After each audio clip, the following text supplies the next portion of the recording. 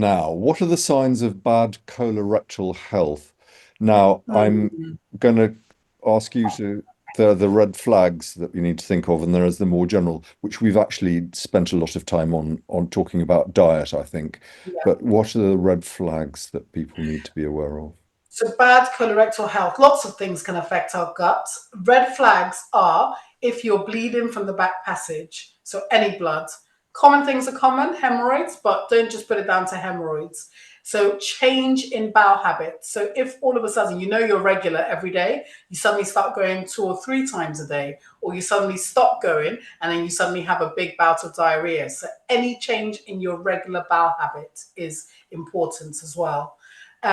Those are the main signs. If you're having tummy pain that isn't explained and any unexplained weight loss as well, these are things you need to go and see your doctor straight away. We need to get an urgent referral.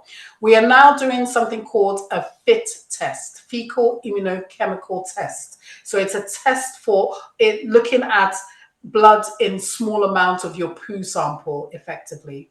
You may have, some of us here may have had the bowel cancer screening test through the post. That's starting at 60 and will come every few years. So I'm hoping everyone here has returns. There's about a 50% return rate. So we really need to encourage ourselves and our peers. When they get that kit, people don't like talking about poo, it's messy, but we need to normalize it because these things are life saving. So that's a screening test that can look, it does a variation of that FIT test to look for signs of blood. If it's positive, they invite you in for a camera test, a colonoscopy basically, to look into your bowel. And that's the gold standard. The FIT test can be very sensitive now. And if you come to your GP with symptoms, we have a more sensitive version of that test that we'll send you for. And then we may send you to get that camera test if it comes back positive. So I'd say bad colorectal health. A lot of nutritionists and people will say we should be opening our bowels after every meal. That's a sign of a good active gut.